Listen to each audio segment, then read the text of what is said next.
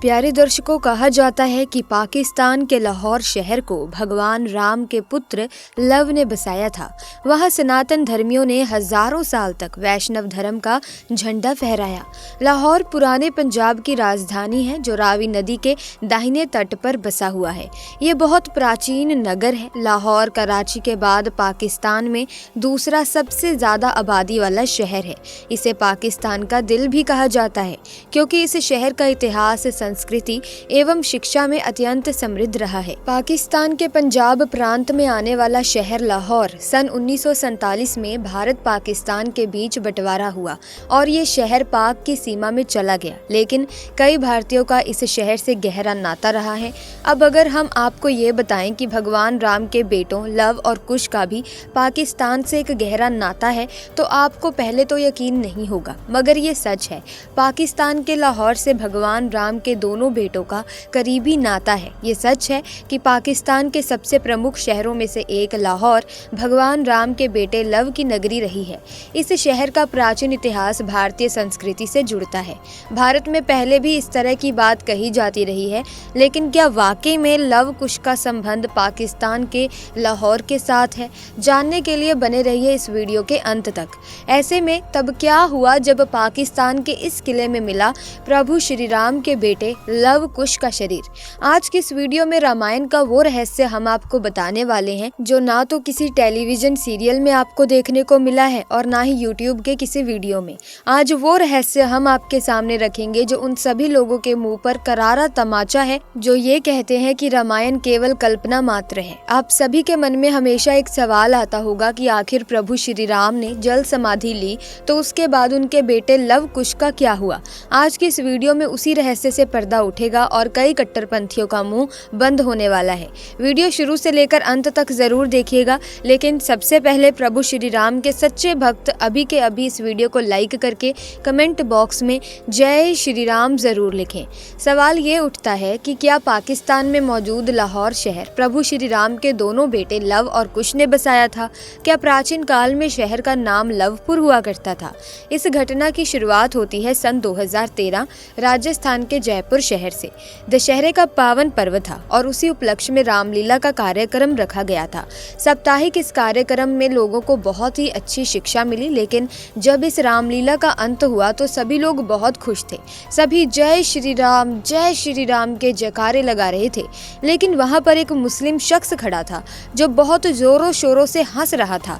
उसका कहना था कि रामायण केवल कल्पना मात्र है और ये तुम हिंदुओं की सोच का नतीजा है। उस रामलीला में जो प्रभु श्री राम का किरदार निभा रहे थे उनका नाम था सूरज शर्मा। जब सूरज ने देखा कि वो मुस्लिम शख्स सनातन धर्म का मजाक उड़ा रहा है तब उन्होंने उस मुस्लिम शख्स से कहा कि अगले 10 दिनों में मैं तुम्हें एक ऐसा प्रमाण ला कर दूंगा जिससे तुम्हारे साथ साथ सभी कट्टरपंथियों के होश उड़ जाएंगे और पूरे संसार में ये बात प्रमाणित हो जाएगी कि रामायण कल्पना नहीं बल्कि एकदम सत्य है। सूरज जी ने चैलेंज तो दे दिया था, लेकिन अब उनके सर पर बहुत बड़ी चुनौती थी कि आखिर वो सबूत कहां से जुटाएं। वे मूल रूप से जयपुर के ही निवासी थे।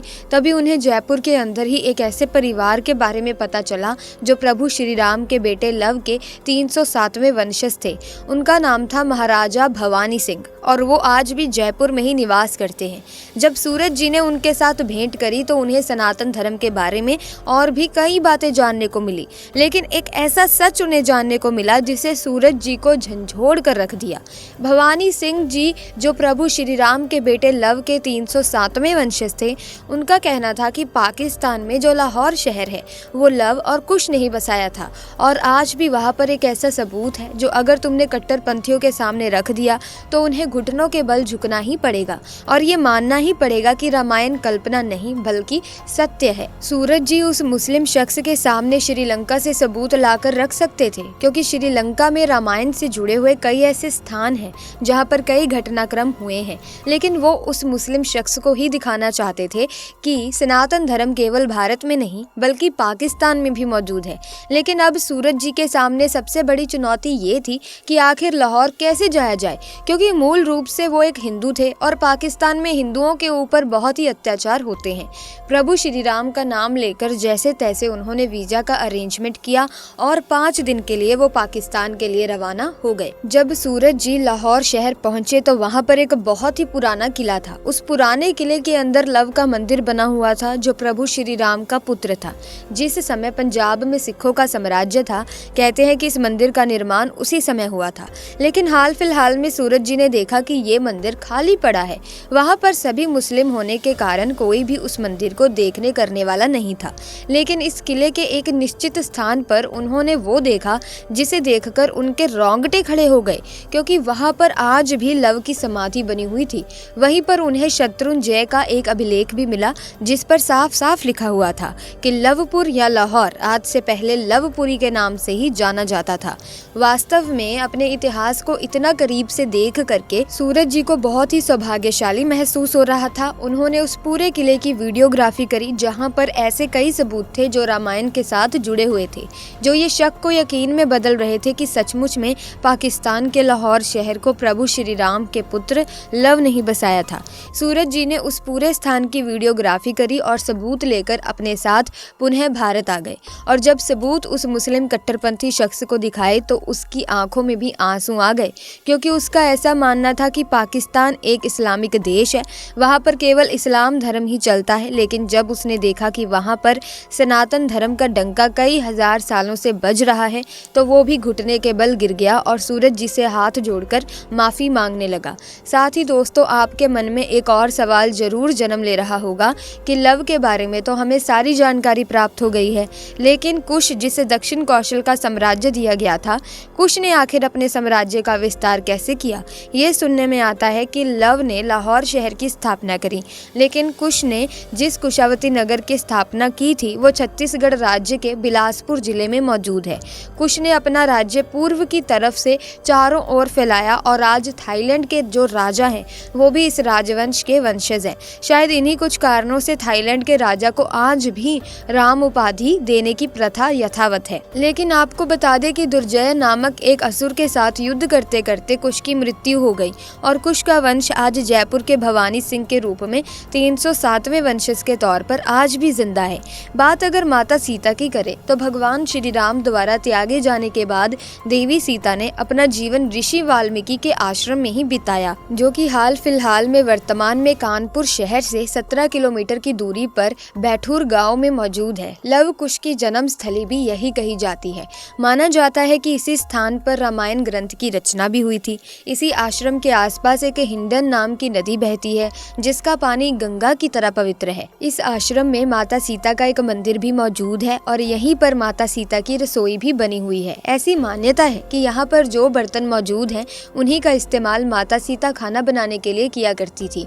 सीता रसोई के साथ ही यहाँ पर एक कुआं भी स्थापित है जिसे लेकर ये कहा जाता है कि माता सीता इसका उपयोग पानी के लिए किया करती थी।